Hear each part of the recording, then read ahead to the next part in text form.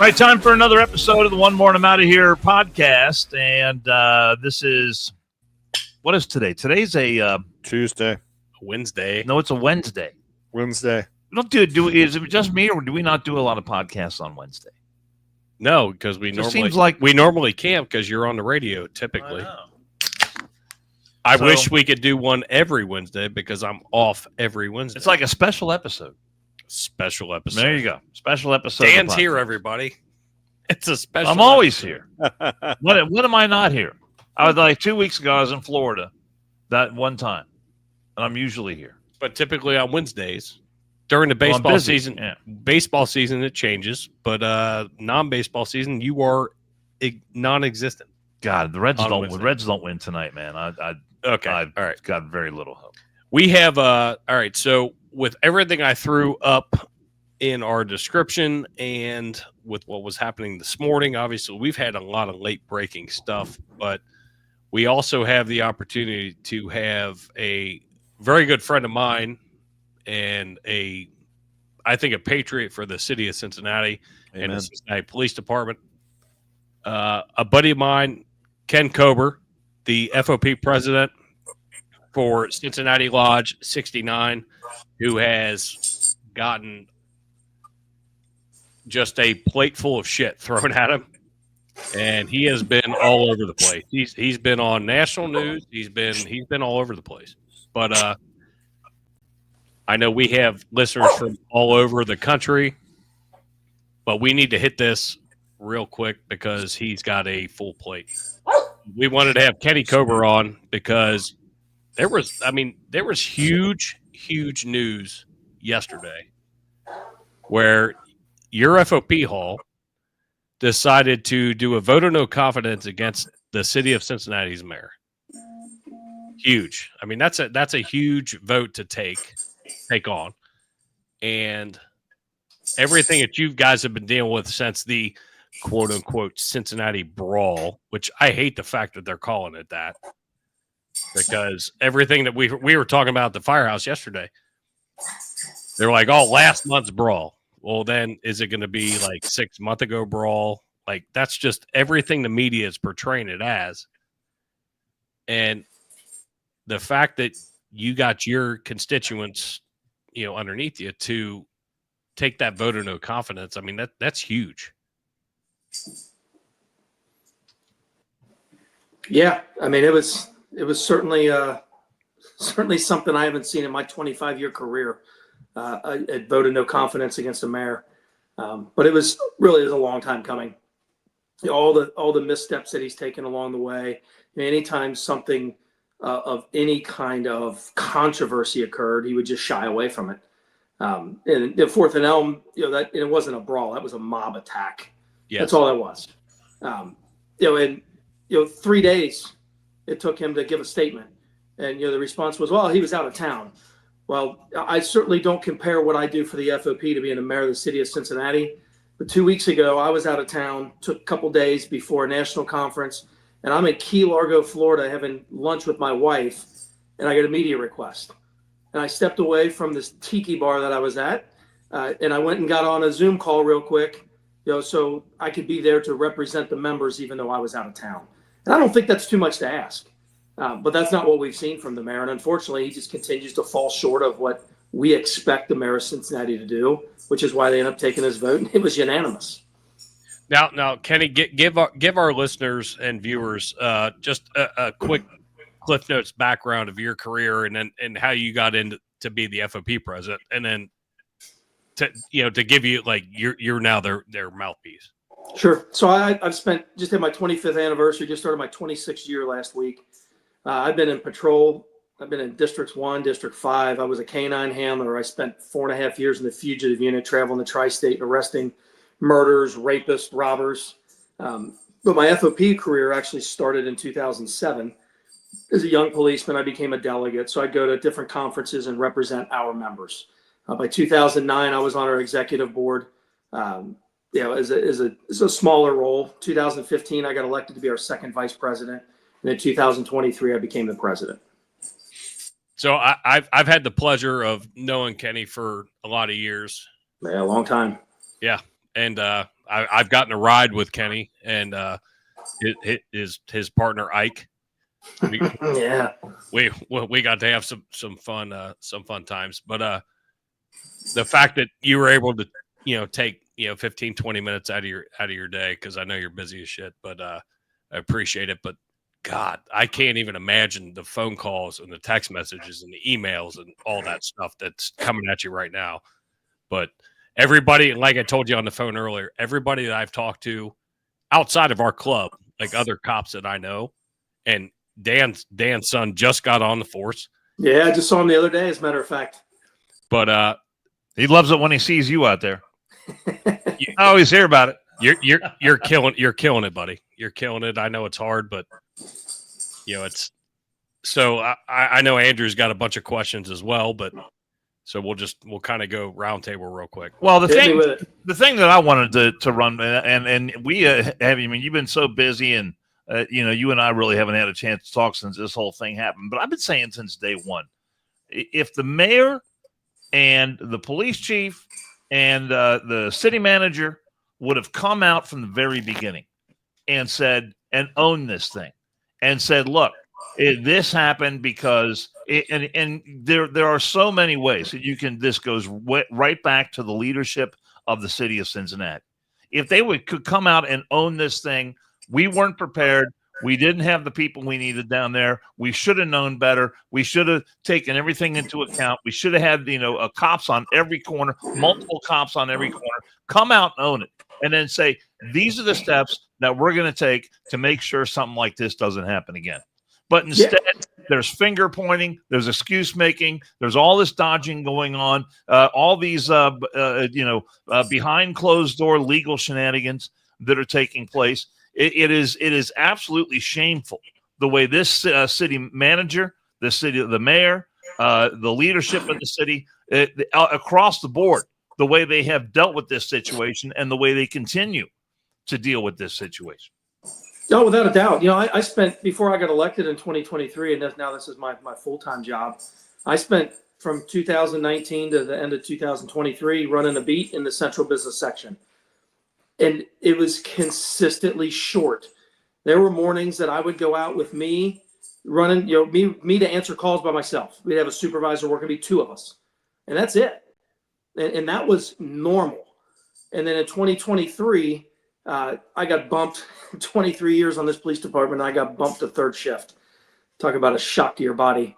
I did 15 years on third shift, but of course, as we get older, it gets harder, especially when you haven't done it in a while. Sure. But it'd be a Friday, Saturday night. We go out with two people. And, the city is constantly relied on, there's going to be details, and it's like fingers crossed, hopefully after 3 a.m., nothing happens. Well, guess what? The fingers were crossed and something happened. Mm-hmm. Because there were two cops working, one on overtime, so that gave them 3 officers and a supervisor. That's what was working downtown when that happened at 3 o'clock in the morning. And it's just, thankfully now they've added some people, but they've added people to their second shift, which is certainly helpful. But they are literally, the police department is surviving on cops working overtime. That is the only way we are really functioning, is by working overtime. And you have it. I mean, it's the FOP president. I'm working 50, 60 hours a week. I got, what's that? When did she drop the staffing? Because I knew that was a huge issue. Like the staffing in the what they call it, the central business district. Yeah.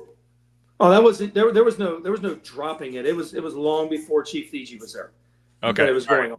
Okay. It is they have literally been playing with fire for years with the central business section, going, Cincinnati's it's safe downtown. We're not going to have any incidents. We supplement Friday and Saturday with we have all these details, so everything will be fine. And it typically is okay. Until it's not. And that's what we've seen is it's not. And when you have something that happens at 3 o'clock in the morning and there's only a couple of cops to respond to it, this is the end result. And you have a huge, huge influx of people in that downtown area for multiple different events going on. And people, they're not just leaving at 11 o'clock and you're going home. People are going to meander. They're going to hang.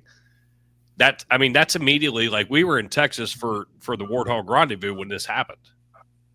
And the next morning, we wake up and they're like, holy shit, you guys see what happened in Cincinnati? I was like, yeah, holy shit, we just saw it. And it was all like very new, very, very fresh. Didn't know it, all the ins and outs.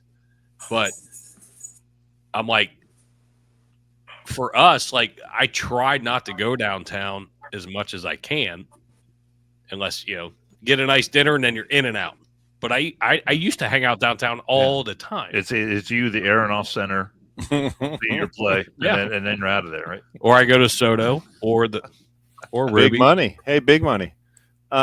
Kenny, can I ask you a question just really quick? First of all, I want to thank you because the bravery that you have shown, I realize that this is your job, but you've also been outspoken, and I'm sure the position that you're in currently is not particularly comfortable, being that I can only imagine the amount of pressure that's being brought by the political circles to try to quell this, because personally, I am just amazed at how Aftab, the mayor, has handled this situation from the beginning. It's my understanding that he actually was in town the morning after this happened and then left that day to go on his family vacation. But my question to you, so he wasn't really out of town, and I do agree with you. I'm out of town now, and it's so easy to make a Zoom call, especially with your phone or something like that, just to step out for a moment, try to address the situation, get ahead of it. But as a police officer, Aftab made a statement in response to your vote, and I want to get your response to his statement. Said that he's always had the police back. And I really, just as a John Q. Public citizen, I've never had the perception that he's had the police back. He has always, at least in my limited perception, been almost outwardly anti-police with the people he surrounds himself with the people he associates with, and his attitude towards police. Is that widespread, that sentiment, very widespread among the rank and file about Aftab? Yeah, sure. And actually, it's ironic that it took 3 days to respond to this mob attack at 4th and Elm, and it took him 20 minutes after I did a media release about a vote of no confidence for him to respond. That was certainly ironic. But what he references in that is, I've always supported the police. We've funded classes, we've done this, we've done that. In my opinion, that's just doing your job. We've been at one point at the beginning of 2024, we were nearly 200 officers short. So I don't think it is a something you should pat yourself on the back for, to say that we need recruit classes because we're short. We're not even close to the complement that we need to be at. We're not going to be. We have cops that are leaving weekly. We just had 2 officers that didn't even do 25 years that have left in both of them in the last month. That said, the heck with us. I got military time. With our pension system, if you can buy military time and you can get out before 25 years. That's what they're doing. Not cheap to do it either, though. Well, it is, because they still get credit for those additional years, but they have to buy their time. It's money. That's a decent amount of money to just get out of the job. Well, I got a running calendar. I got 1,424 days. One final question. I got a running calendar as well. Let me ask one final question, because I know we got lots of people here. I see Aftab now on his social media page. He turned off comments because he was just getting blasted. I find that to be just an absolute coward. But he's very quick to go to the, if someone is having a ribbon cutting for something, whatever, just the very mundane. And he's always cheerleading that I'm out here, doing this or doing that for some small group. Has he bothered? And I was a trustee. I rode along with our public works. I always went by and saw the police and told them how happy I was and how much I support them. Do they need anything? My question to you, has he ever bothered to come down to the rank and file, and maybe, I don't know that he would do a ride along, but has he reached out? Has he come to your place of businesses, to the precincts, and just walked in and said, hey, I appreciate, not the photo op walking down the street with the officer on the TikTok video or whatever he did. I'm talking about, does he come and support you guys? Do you feel like he is someone that that you can rely on to support the police here in Cincinnati? So first I want to address, and you must be in my head because I was thinking about these things to talk about. Number one, that the photo op, it's a gift. Hope you don't know what I'm thinking right now. Oh, I guarantee you he does. So the photo op where he was walking down the street with the police officer, if you saw how clearly uncomfortable that officer looked, it's because he was. He's actually a classmate of mine. He is a salt of the earth guy that doesn't play politics. He doesn't play this nonsense that I assure you was ordered to do this. Yes. And you can just see from his body language how I made the statement to Dan. I think I said it on the podcast. I was like, that poor son of a bitch was whoever his boss was like, hey, sorry, it's you. No, we were all able to read that body language. And, well, he's a lieutenant. Ironically enough, he's a lieutenant in our department. Which good for him. Good for him for doing it. And guess what? You do the job, and it's like, okay, we have to do the dog and pony show. I get that, but continue. Well, the reason that he was there, ironically enough, is because he's from my class. He can retire soon, and he's been working the Main Street PVO because all of our details now are time and a half, and they're pensionable. So of course he's been working a lot of overtime. So like everybody else, as soon as 25 years comes, you got a good pension, you can get the heck out. Nobody's staying for drop. Unless you're a supervisor in some preferred assignment, or the guys that are running the beat every day, most of them are just leaving.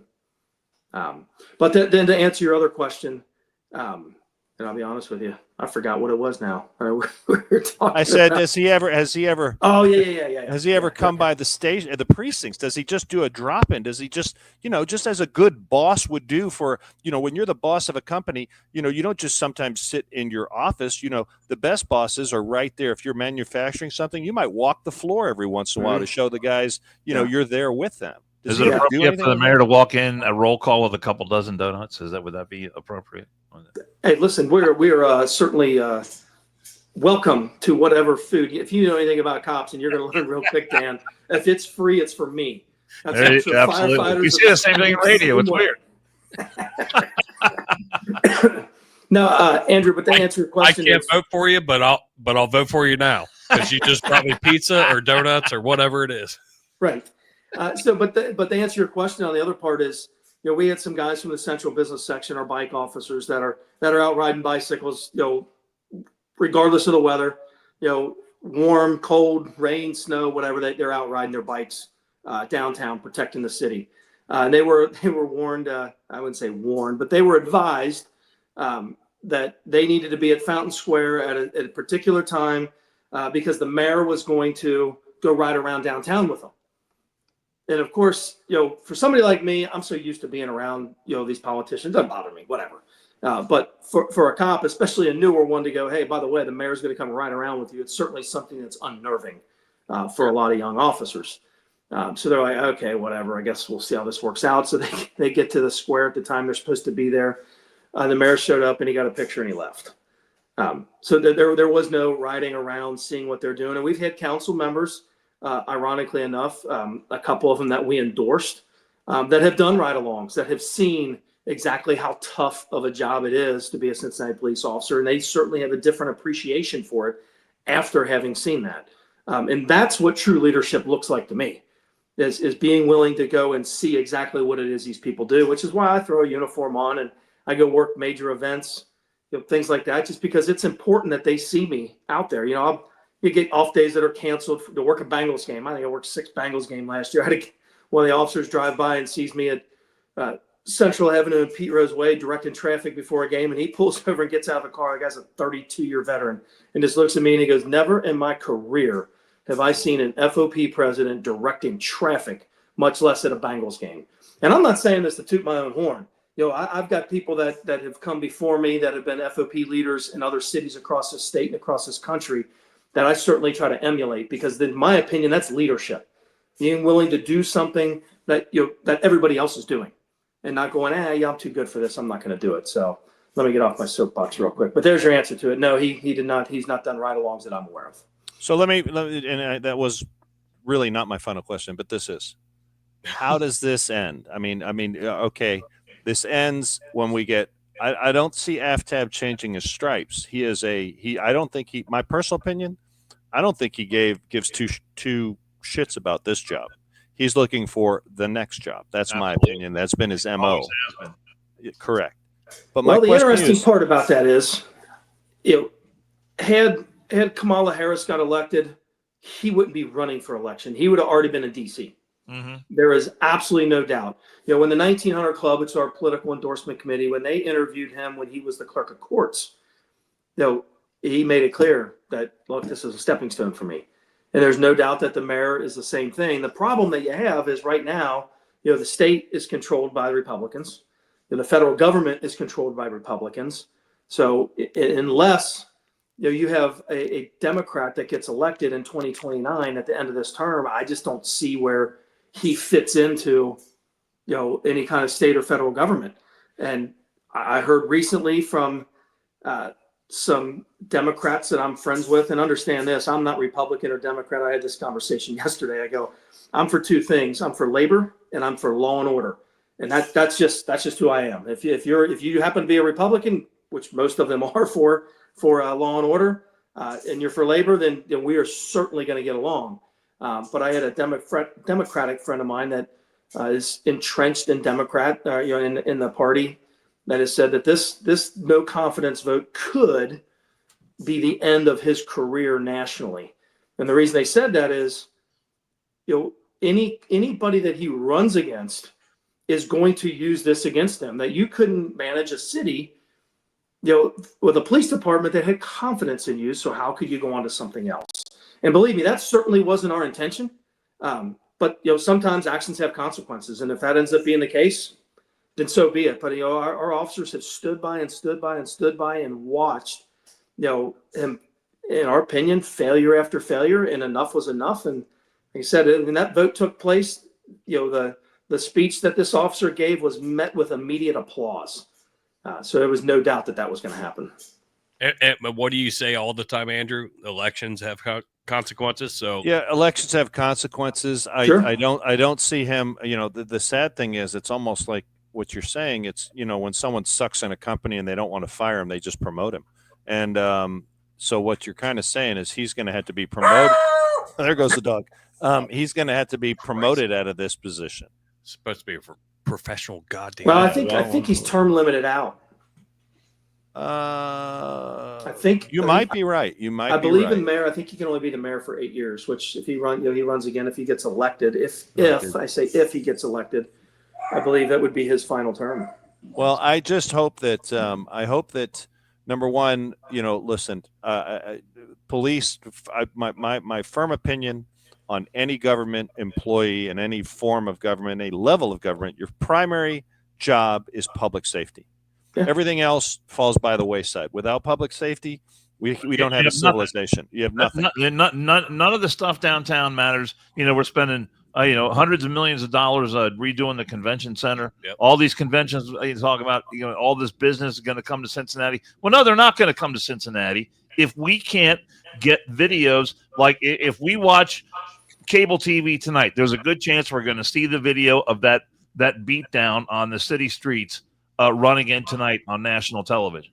If we can't get rid of stuff like that, then none of this other stuff, streetcar, stadiums, the stadiums, hotels, convention centers, none of that's going to be What'd you crap. say earlier, Kenny? The railroad.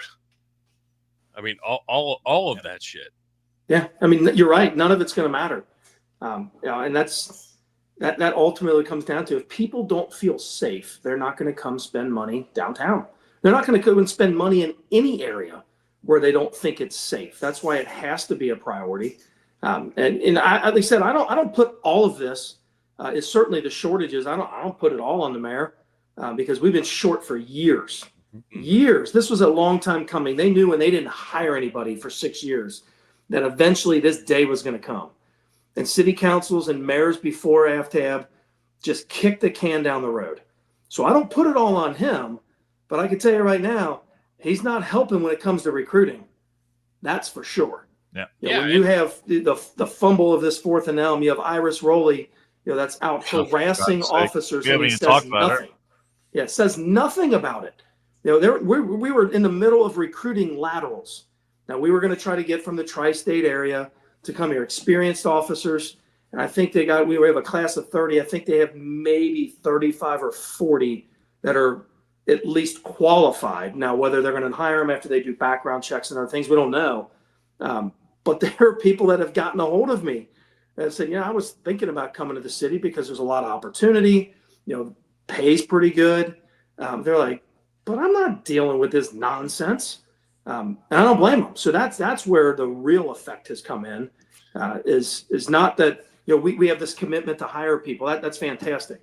But when you say things that are inflammatory, you say things that piss off cops, and the cops that are already out there go, nah, this ain't worth it. I'm not interested in going there to work under those conditions. And Kenny, that's an excellent point when you want to explain what a disgrace this leadership is, that you want to bring in officers from communities surrounding Hamilton County and the greater Cincinnati area, and they look at this and they say, you know what, maybe I make a little bit more money, maybe I have a little nicer pension when it's time to retire, but it's not worth all the bullshit.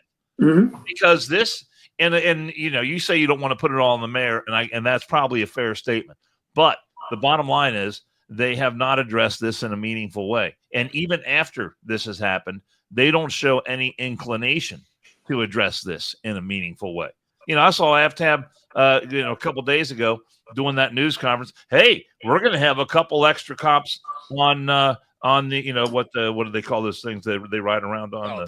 The segways. The segways. A couple extra here on Fountain Square, couple extra down there at the banks, couple extra over here at Washington Park. I'm like, you got to be kidding me. You need 20 extra at Fountain Square. You need 20 or 30 or 40 more down on the banks in Smale Park. You need 20 or 30 more over in Washington Park. Yeah. Not two, not a couple. That's crap. I can't remember what the term was. Was it the freakouts or no, that's a Diddy term. But was it the blast outs or whatever, where all these kids are just fucking going crazy.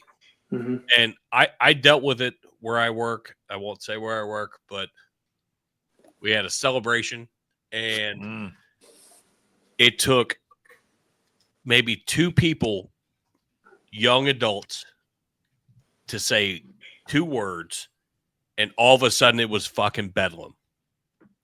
And that's what's happening. That's the shit you saw down at Smale Park, where these, and then you saw black kids, white kids right there by Jefferson Social. And those poor cops that were getting kind of pushed around, but they ended up, they contained themselves very well. But, those breakouts, I think it's what they're called. The breakout there. I mean, the cops are overwhelmed. And you and I have talked, a bunch, over the years. But especially now, you being in the position you are, and us knowing all the people that we do, how do you grasp that? And Dan Carroll's son, who just got out of the academy and is a probie, how does he handle something like that when he is surrounded by 18, 20 fucking people that want to do just dumb bullshit? Well, I can tell you how the veteran officers handle it, which is exactly how they should. Is you get out of the way and you let them fight until you have enough cops there. I mean, that's just the reality of it. Exactly. This thing it's happening more and more now. They're doing these park takeovers where they'll wait till the parks close. It's gotten so bad that now, like in the Clifton, Coreyville area, that they have to barricade parks. After 10 o'clock, it's like college kids can't go there anymore to engage in extracurricular activities with their significant other, because we got kids in here that are taking the parks over, that are just out there. It's just nonsense that's going on. But that's what's happening. Most of them are juveniles. They're young adults. And it's absolute nonsense, but it's a product of what's going on in our justice system. When there's no consequences for your actions, they're going to do whatever they feel like doing. And that's exactly what we're seeing. Well, Ken, Again, thank you for all you do. And I know you said you're not political, and I respect that. But it does have to be frustrating when I hear, and I'm not even in law enforcement by any stretch, but when I hear how some of the police officers are treated by certain judges downtown and the disdain that they have for judges for police officers in their courtroom. Mhm. And then you hear about these bonds, people being, OR bonds or very low bonds. I mean, it has to be just so frustrating for the police to be like, these judges are fighting against us. And that actually is a political statement, because 9 times out of 10, I mean, listen, cards on the table. I'm a Republican, great, whatever. But 9 times out of 10, I found that most of the judges that are doing this, there's one very favorite one of ours on the show, Judge Silverstein, and there's the eye roll. I mean, how in the world? Isn't she from your township? I don't think so, man. Those are fighting words, brother. Those are fighting words. No, the district that she got elected in is Anderson Township. No. Really? You might want to look. No, Hyde Park. There were signs of hers all on the east side. So yeah, it's all east side. It's all east side. Hyde Park, Anderson Township, Fairfax. There's a lot more than just Anderson there. No, it wasn't just Anderson. Yeah, you're yeah, right. It yeah, wasn't. But it was.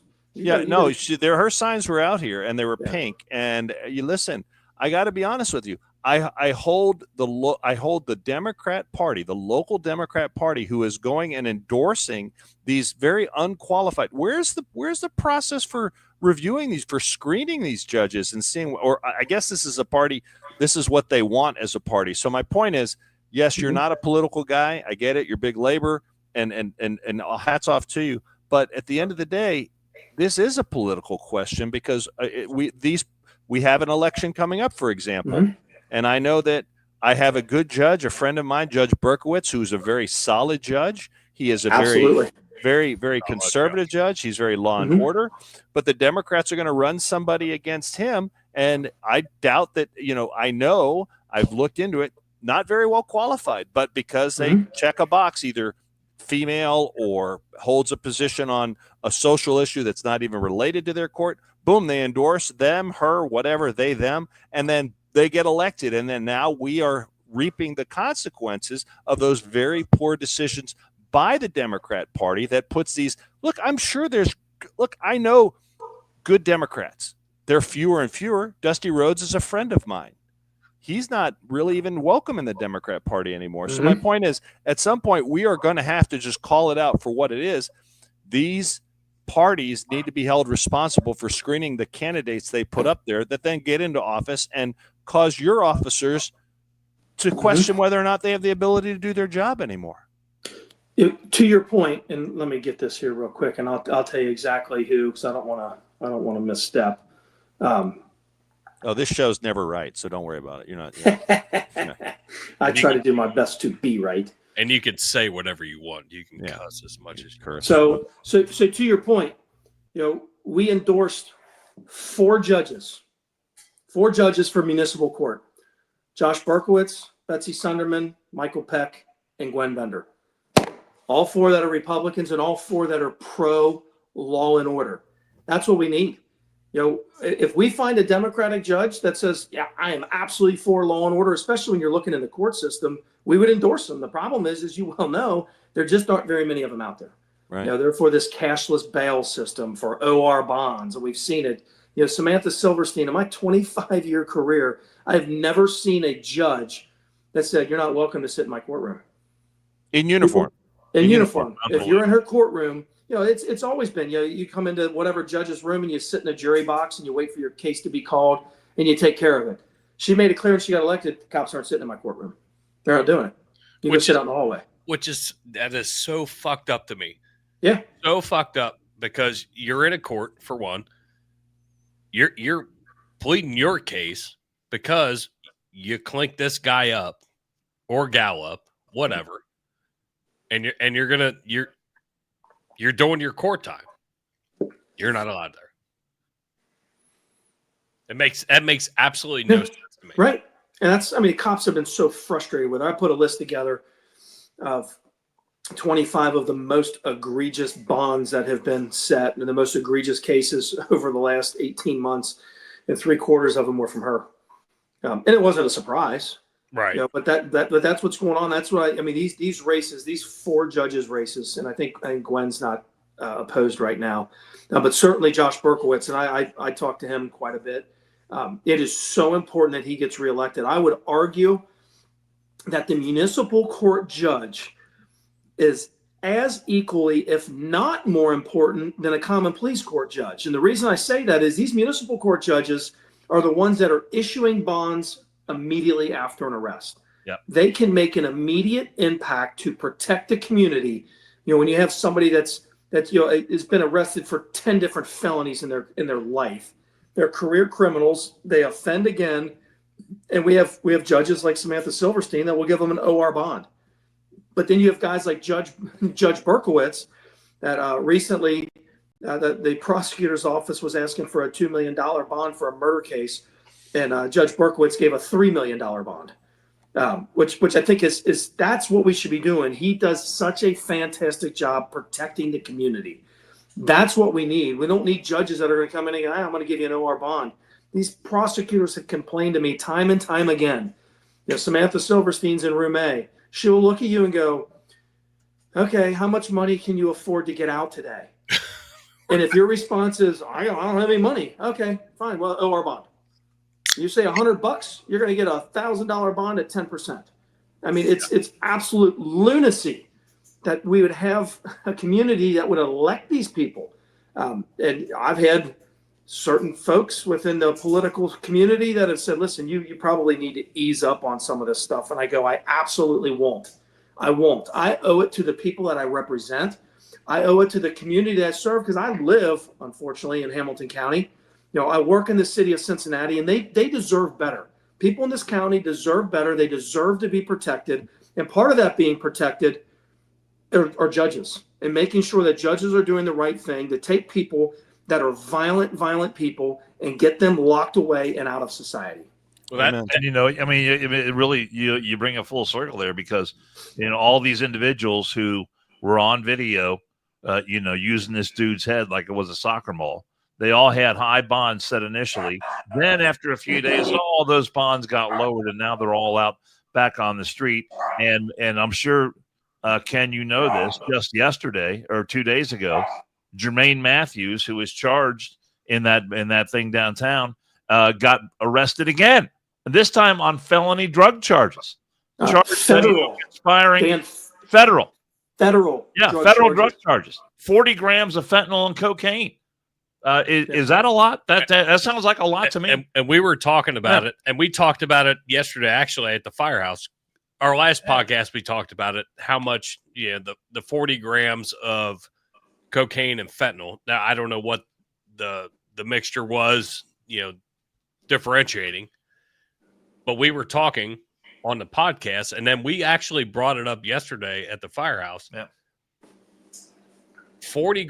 Let's just hypothetically say he had all of fentanyl, but it was cocaine and fentanyl combined. Yeah. I don't know what those concentrations were. That guy had 40 million milligrams of fentanyl. If you were to equate it as just fentanyl of what we carry, like what we're allowed to administer. That's enough to kill 100,000 fucking people. It is enough. It could have killed everybody that was downtown. Yes, because and the way we described it our last podcast was, and I was probably off on some of my numbers when we were talking about it, but so I'm redacting a little bit maybe, but if you respond, Kenny, as a cop, you're like, oh shit, this guy's leg's broke. It's broke as fuck. And EMS shows up. We can deliver 50 to 100 micrograms. Micro. Not milligrams, not grams. Micrograms. We did the math. And what he had, if you're going just off, if it's just fentanyl, cocaine's kind of that's kind of an anomaly. It's weird. It's in there. I don't know what it was. it's still a shit ton of drugs. Sure it is. Shit ton of drugs to be putting out there. But our micrograms going into that 40 grams that he got charged with, holy shit. But but the point is, here's a guy facing some serious charges for beating this dude up downtown. He's out on bond, and yet he feels comfortable enough. He's had multiple contacts with the system. He feels comfortable enough to go about his drug dealing ways, and he gets arrested again. And he's so used to the system being a revolving door where he knows he's not going to face any real consequences for what he does. And that's just one guy. And there's how many people out there like that, Ken Kober, who that's their daily existence. They're under weapons under disability. They've got warrants out. They go back in the system. Maybe they're locked up for 8, 12, 24 hours, and then they're back out on the street. And it's just such a revolving door.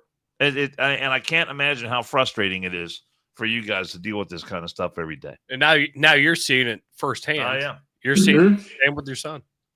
Yeah, absolutely. Hearing those stories and this and that.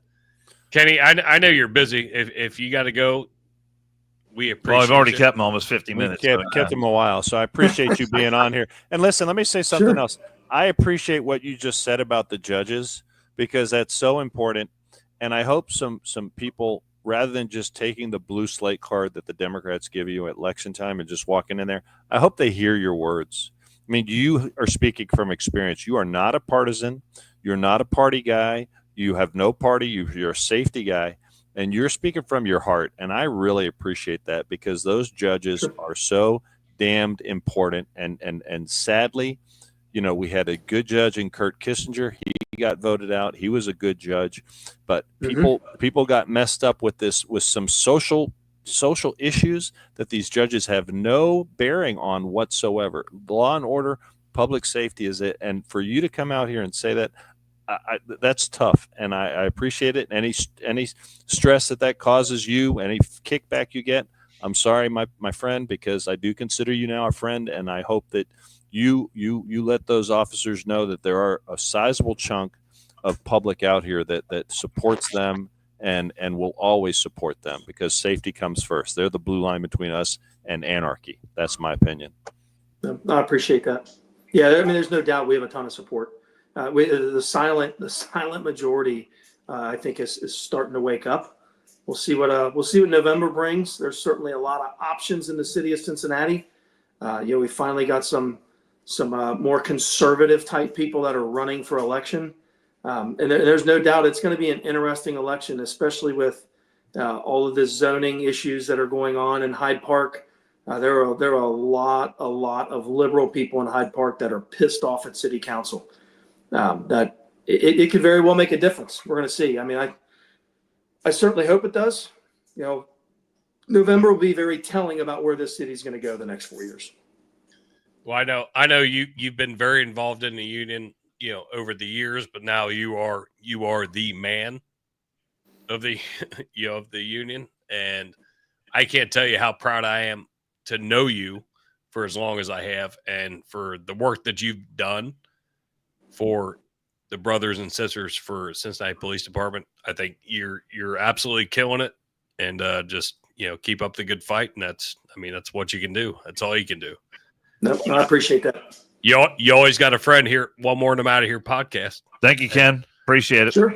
Yep. We're Thanks for having me, guys. Again. I'm Thank sure. you, sir. Let's do it. Yep. Yeah. All right, brother. We'll let you go. Go do your thing. See you, buddy. All right. Take care, guys. Thanks. There you go. That guy's the best, man. Ken Kober. Dude, it's an unbelievable job. I got to tell you, that was powerful.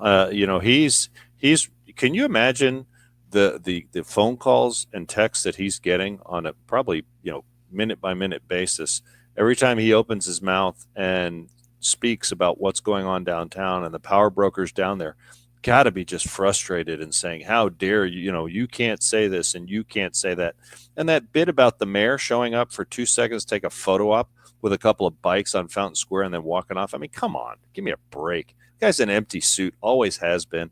Frustrates me to no end. Yeah, he takes a nice picture, but I'd take a nice picture. I mean, at least I do something. Do you?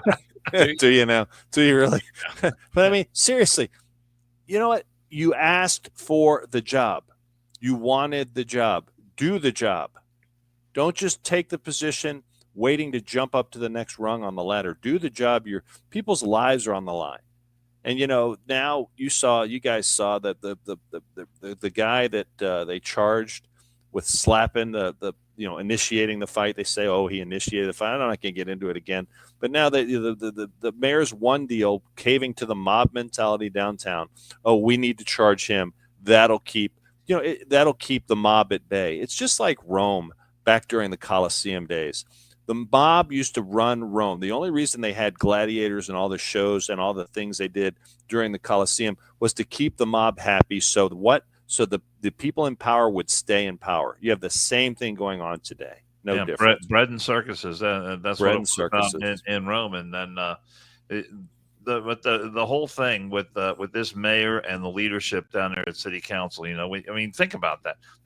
AFTAB finally came out and said something, something where he, wasn't in favor of what the president pro tem of City Council said, that these people deserve that beatdown. So I guess that constitutes for him a bold stance on this particular issue.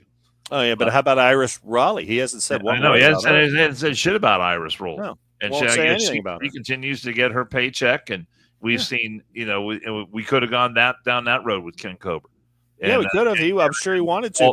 All the multiple videos of this gal, walking around, interfering with police actions, getting between police and a perp they're trying to arrest.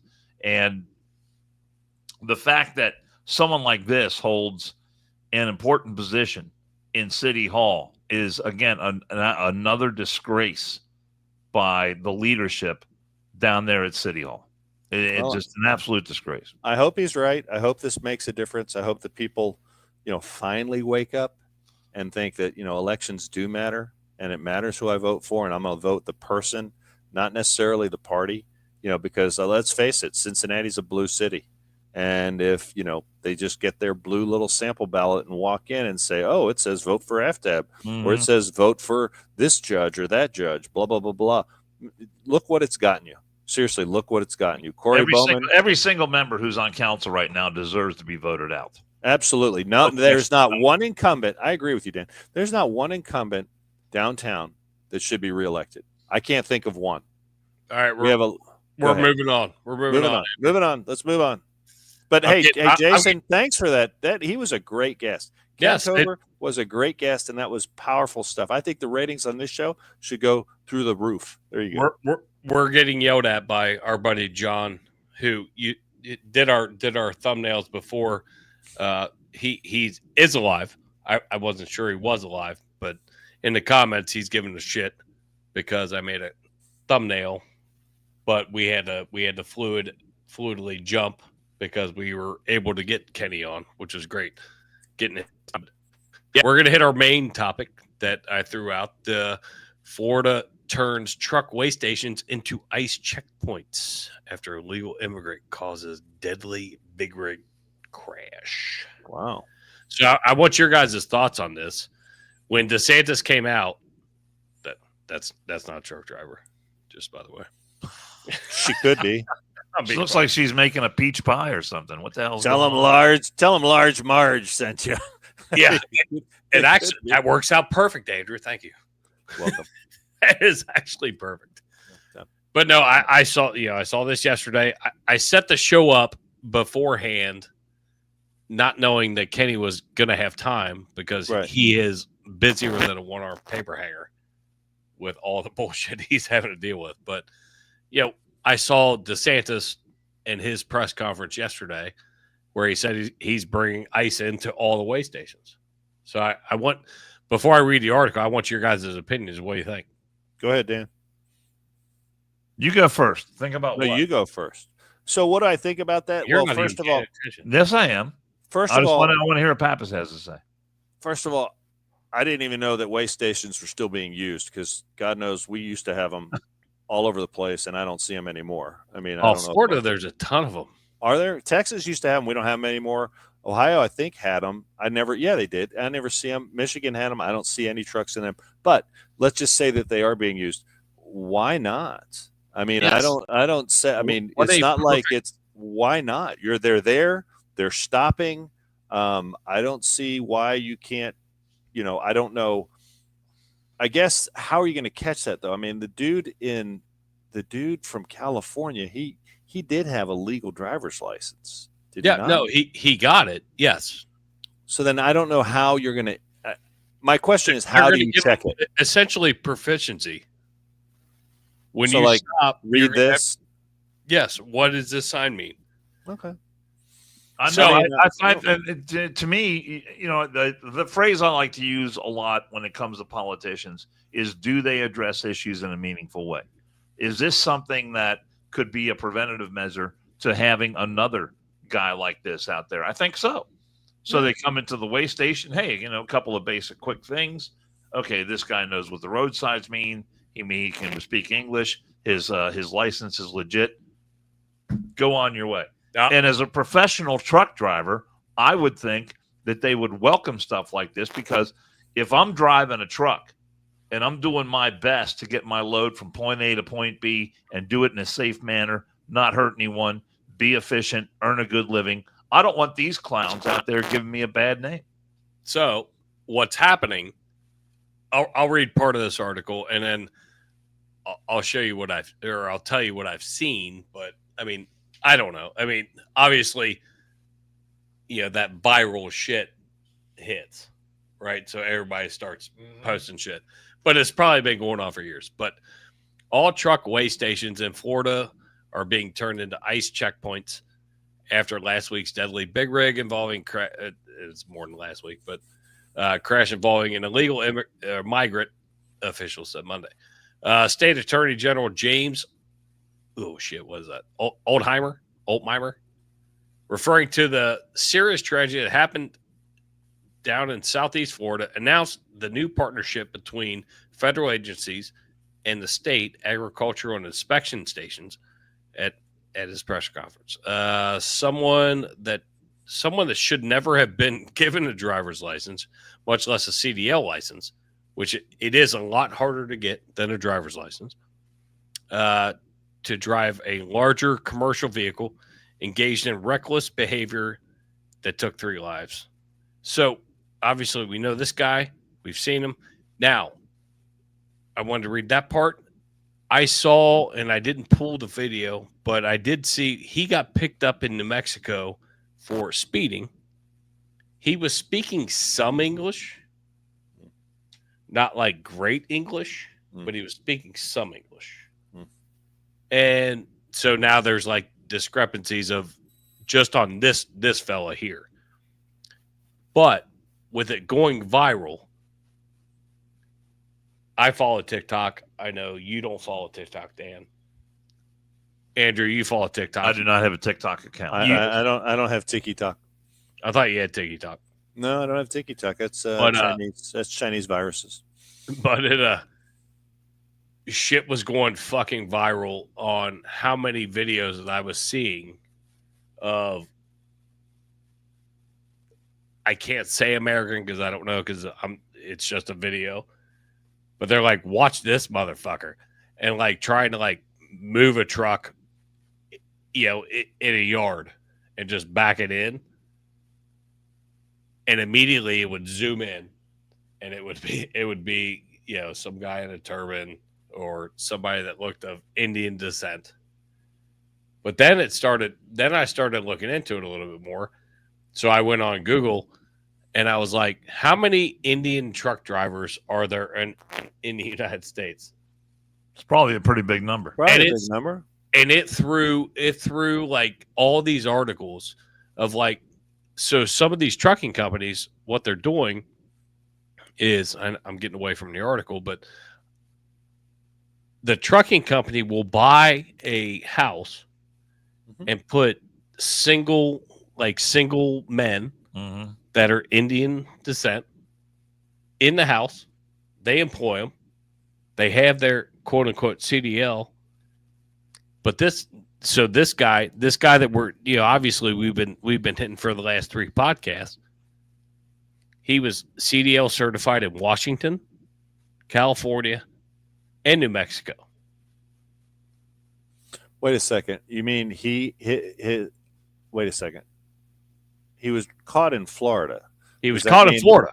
Does that mean he wasn't licensed to drive in Florida, CDL? They didn't. He got CDL certifications out of those 3 states, but he was in Florida.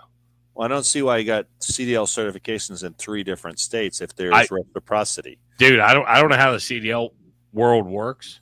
Neither do I. That's why we need our buddy Chris Short. We'll get Chris Short on here.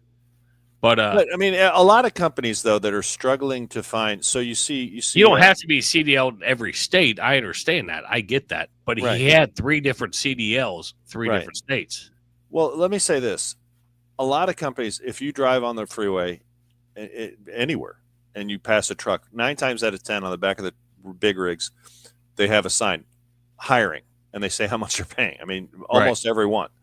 So there's obviously a huge shortage in truckers, and if they can find, look, this isn't a blanket statement by any stretch of the imagination. I'm sure there's quite a lot of people from other countries, whether it's Indian, whatever, take your pick, that can come here and drive just fine, as long as you are proficient in, I think the signs might be probably the first thing, for sure.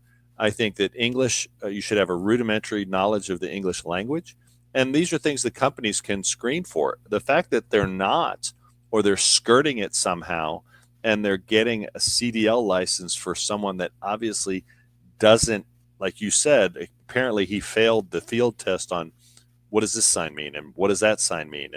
And, and even some of these signs are quite universal. That's really concerning. I just saw a story today. There's a story breaking right now in Arkansas. Guy was a big 18-wheeler was on the wrong side of the freeway, and they had to stop him. Police had to stop him. He was literally on the other side of the freeway. Is that what you sent me? Yeah, that's what I sent you. Now, I don't know if the guy is foreign or not, but my point is, there's a lot of trucks, big trucks. Doesn't matter whether you're foreign or not. Doesn't matter whether you're foreign or not. There's a lot, or you don't. Big trucks can do a lot of damage. They can cause a lot of cartage. They are, heavy. They're sometimes full of really bad stuff. Flammable material, volatile. There it is, right there.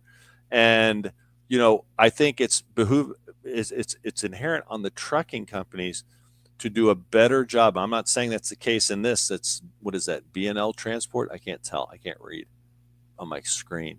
But can't just throw anybody behind the wheel of these big trucks. Can't do it. You got to do a better job screening. And that's what we said the last podcast. I mean, they're driving an 80,000 pound, fucking vehicle that can do a lot of damage and can close. You think about it. I don't want to give any ideas, but a truck can close a freeway down in literally seconds. And you think of a truck having a bad incident on the Brent Spence. What is that going to do to I-75 traffic? I mean, can you imagine? So my point is, this is something we should put a priority on. We put a priority on making sure pilots are well trained, vetted, right? Because they're in charge of people's lives. They're hauling people around. CDL licenses, I'm sure you need one to be a bus driver for like Greyhound and those companies. I don't know why we would not hold the trucking industry to the same standards and say, look, you guys need to screen your candidates a little bit more stringently and hold the companies responsible. If they're sliding through, or if they have a backdoor deal with maybe a state agency, or, hey, go to this, CDL office, I'm sure they'll get you a license. I'm not saying that happened, but if this guy couldn't read the signs in Florida, how the hell did he get a CDL certification in 3? Well, I would like to think there are licensing agencies out there that have a bit more integrity than the ones in California and in the other states where this dude was able to get, game the system whatever way he did. This guy is not innocent. This guy is not a victim of circumstance. This guy is not someone who was just trying to earn money for his family back in Punjab. Well, no, and this guy, Dan, you remembered Punjab, and he's a menace to society, and he should be locked away. And this is where he's responsible for 3 Americans being dead Do we know anything about those people who were killed in that accident, by the way? I don't think we do. No, we know more about him. Yeah. But this guy deserves to be locked away for a long, long time. But this came out yesterday.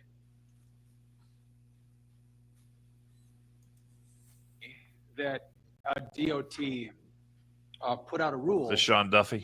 that indicated that we were going to take out of service truck drivers who were not proficient in speaking the English language. We announced that in May, and it was going to go in. It did go into effect at the end of June. Now, when we did that, there was a lot of press that complained to us that we were being unfair to people, that we were being mean to people. And what we said was, no, this is a safety issue. Making sure drivers of very heavy 80,000-pound rigs can speak the language is truly a critical safety issue. And some complained about it. We implemented it at the end of June, and all of us in America saw what happened in Florida, where we had an individual who we tested this individual after the crash, but no doubt could not speak the English language and could not understand road signs when he was operating that very deadly rig.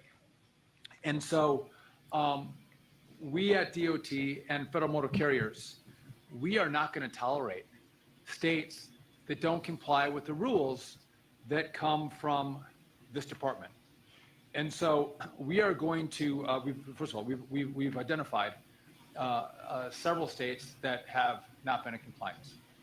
That would be Washington, California, and New Mexico.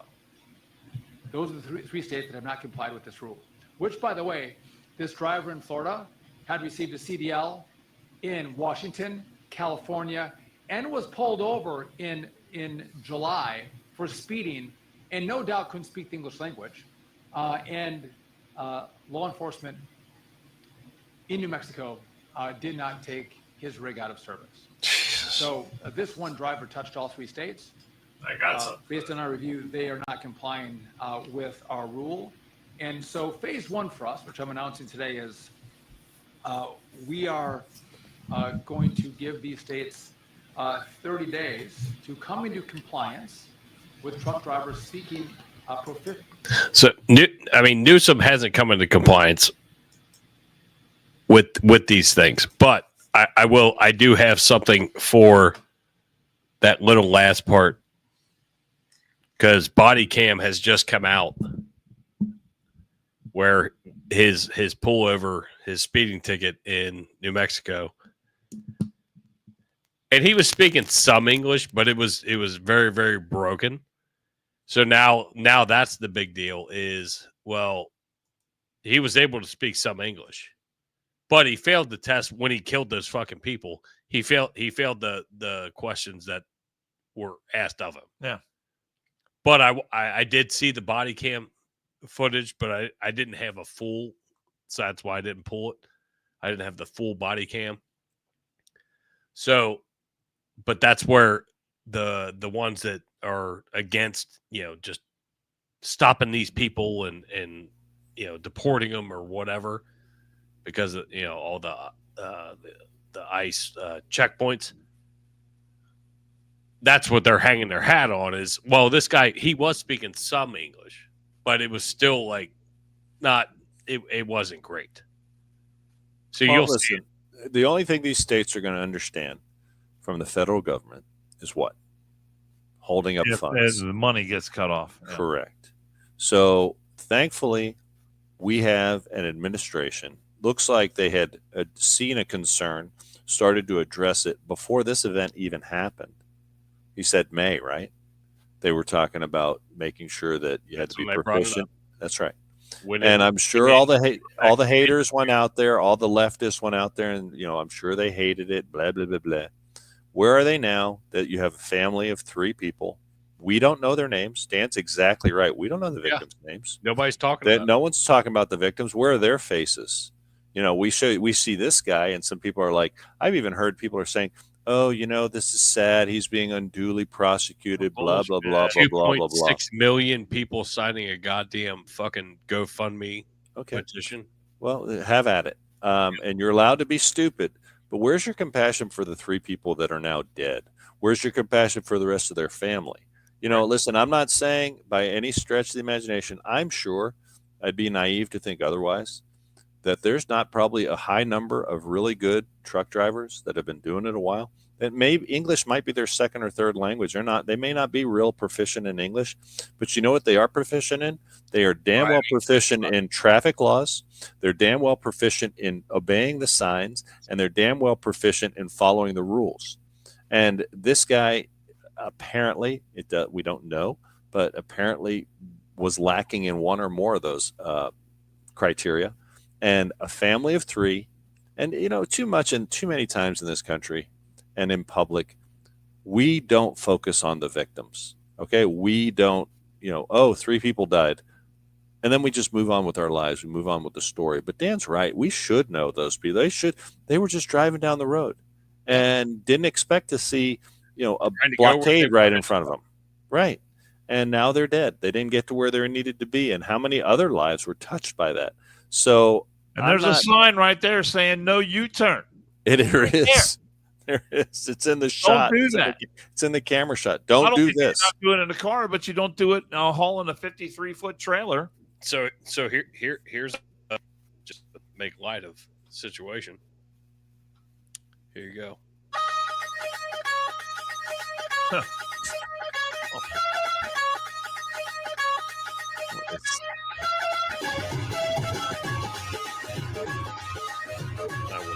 I will never be president. And then they go there you go. You're welcome. Are welcome. I know there's another big story today, and I know we're probably not going to get to touch on it. We can touch on it quick, and then because obviously we're running out of time. It's evolving.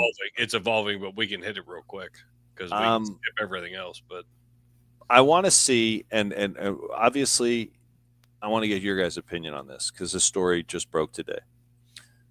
But I want to see what the news cycle, how long the life of this story is going to be, because once again, we are discovering that a tragic shooting, and it is tragic. Every shooting, every mass shooting is tragic, no question. But apparently, the perpetrator is a member of the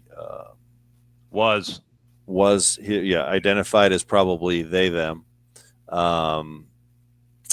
Looks to be from what I've seen. I have the video you sent me, by the way. Looks to be, according to several news reports, that he was in some phase of transitioning. And I only mention that because I want to see how quickly this story fades from the news. If this guy was a wife beating wearing, jean short wearing, MAGA hat, trailer dwelling, white guy, do you know what the news would be doing with this story? It would be plastered 20. Dan, you're in the biz. It would be at the top of every news hour. Absolutely. Being blasted.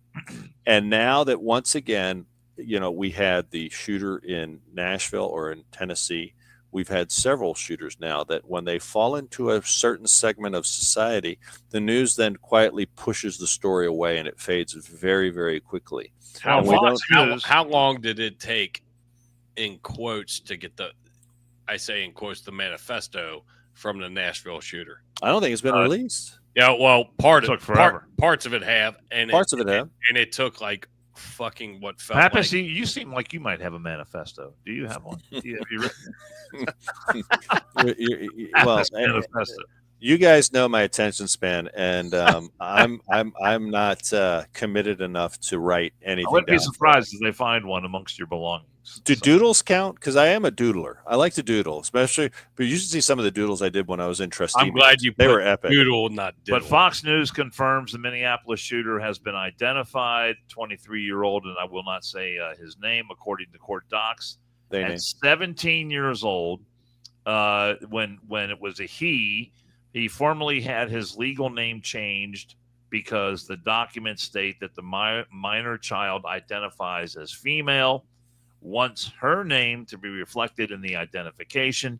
The application for a name change of a minor was filed by the mother, and a court granted the request. in 2020. Good. So another just classic example of some kid, a confused kid, 17 years old, thinks a boy can become a girl. What's that? I just read this part right here. No, but you said a different number. Well, the shooter was 23. Okay. But when he was 17, he transitioned. Yeah, but he's 7. Right. Yeah, court documents show it's 17. I missed that. He wanted the name change, and the mom saw to it that he got his name changed. Probably a mom who's probably got some bad information. Thought this was a thing to do, but the kid also had a rifle that said "Killed Donald Trump." Right. Rest in peace, Donald Trump. See there's the barrel of the rifle right there. So I mean, all these things, and then the kid has a manifesto and goes out and shoots himself. So yeah, let's see how long this story stays in the news. And let's see what the focus of the story is. Is the focus story going to be on mental illness, or is the focus going to be the story on we need more gun control? Now, don't misunderstand me. I'm not against more gun control. As a matter of fact, if you, in the sense that if you, let's just say, if you're a certain type of person in society that's exhibiting signs of maybe mental illness, I don't think you should have a gun. I'll go on the limb. I'll say that publicly. Now, we might disagree what those exhibitions of mental illness are, but I can tell you that I am pretty firm ground here myself morally when I say this guy was, or this girl, or this person, whatever. I don't want to be politically correct. This dude was exhibiting signs of mental illness, and how somebody, I do know that the Donald Trump did sign some order to I don't know how it's going to work out. We talked about this briefly. We need to look into this. He's going to try to reopen mental institutions. I'm a big fan of that. There are a lot of crazy people in the world, a lot of very crazy people in the world. I think that homelessness is part of the reason that homelessness is so widespread.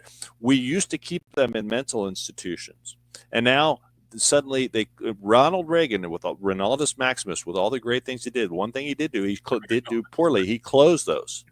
He closed the state mental institution. I'm not saying they were great places. I'm sure a lot of bad things happened there. They're fucking for us, terrible, but there's in society, there is going to be a segment of people that are crazy. What do we do with them? Do we ignore them?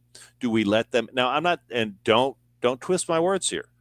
Not everybody that decides they want to be transgender is crazy. However, I would say that, in my opinion, you wanting to take a portion of your body and do something to it so that you can change your gender, to me that seems crazy. I don't know, Dan, I think you probably feel the same way. It exhibits signs of craziness, and you know what, you should then have a I'm trying to read here. I think you should then be subject to additional scrutiny when you then either try to acquire a weapon, or you've been shown to have in your possession, or at least to be able to have access to a weapon. You should probably get a little more scrutiny. Yeah, same thing as if you were, if you tried to do something, I don't know the clinical definitions of it, but let's just say you did something publicly that was crazy. You started running around naked, or whatever the case might be. Right. I think then the police should have the authority, or some federal agencies should have the authority to say, hey, don't you have weapons, or don't you have access to weapons, or are there weapons in your house, or blah blah blah blah, because then you're exhibiting signs of mental instability. You see what I'm saying? I may or may not have contact with a patient when I'm at work that says like the most outlandish shit every time that we're at her residence, and she has no business being on her own, and she's wandering down the street with no clothes on,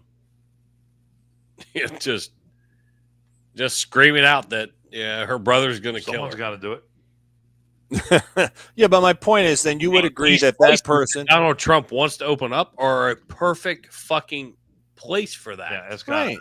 Is that more compassionate to try to get them help or just ignore them? I mean, exactly. There are numerous medical organizations that recognize gender dysphoria and this whole transition, the gender transition stuff as mental illness. Yeah. But my buddy Curtis Houck over at Newsbusters wrote this today. With the alleged shooter in Tuesday's massacre at the Annunciation Catholic School in Minneapolis having been transgender and filled with anti-Christian and anti-Semitic views, plus calls for President Trump to be assassinated, the liberal media has stuck to their usual patterns, with ABC calling for mass gun control and CNN smearing Christians for praying. Huh. So this is, the ABC immediately went out and attacked President Trump because he did not meaningfully address gun reform back in 2022. And then on CNN, they made the point that the whole notion of Catholics gathering in a place to pray is triggering to certain individuals. And let's call out also, the guy had on it, or the guy, I'm going to call him what he was. He was the guy. I don't care what he changed his name to, but the guy had on his rifle, kill Trump. Okay. Where is he getting that message from? He's getting that message from mostly the left, well, all the left, and a lot of Democrats that are in positions of office that are saying he's a clear and present danger to democracy. He's a threat. We need to do something about Donald Trump. He's a dictator. You can't go on any social media page if you're a Trump supporter, and you guys have maybe been victim of this and seen it. Oh, you support pedophiles and you support rapists and blah blah blah blah blah blah, which is the left's just the bile that comes out of that party. So my point is, you get somebody that's a little mentally imbalanced, they begin to think they might be doing a greater good by committing acts of violence directed, in this case, at an innocent group of Christians in a church. But who's to say that guy, if he didn't have the chance, he had killed Trump on his rifle? You telling me if he had the chance, if he was in a position to maybe drive somewhere and try to assassinate the president of the United States, he wouldn't do it? We've already had examples of it. Yeah, maybe Butler, Pennsylvania.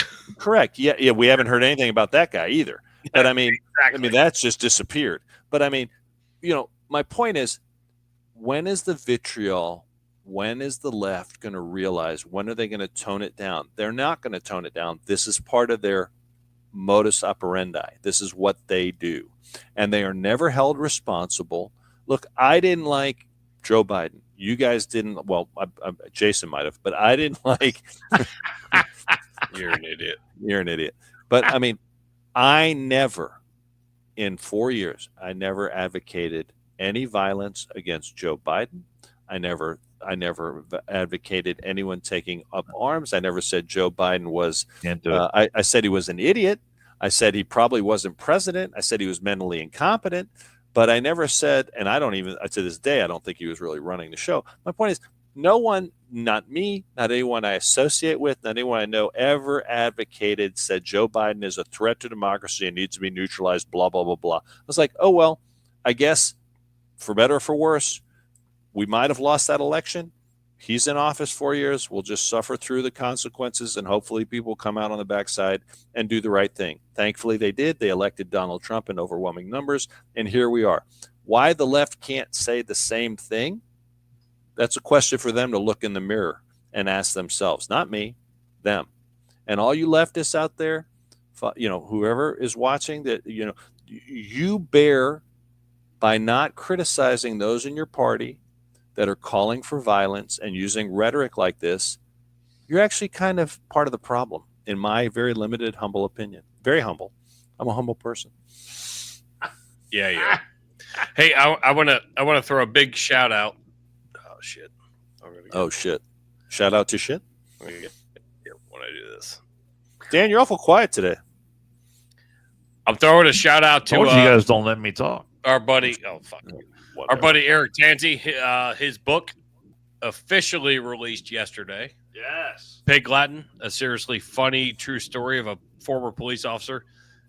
Very exciting. Buy it now. Very. I mean, he's super excited. Where's my advance copy?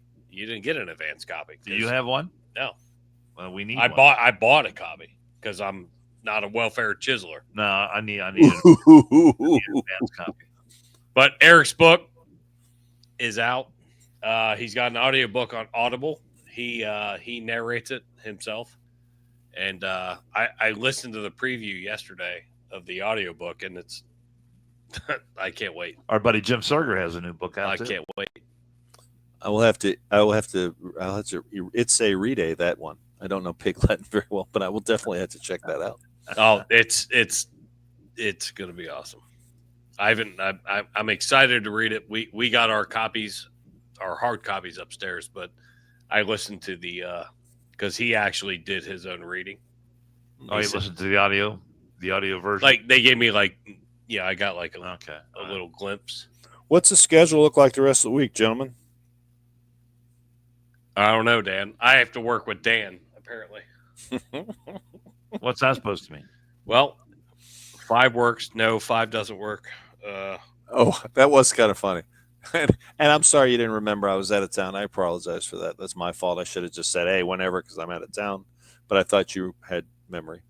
We're going to throw a Murphy read before we leave, but Tuesday or Wednesday of next week. Yeah, that's fine. September 2nd, September 3rd. We'll let you know. Yeah, he'll. So we're not.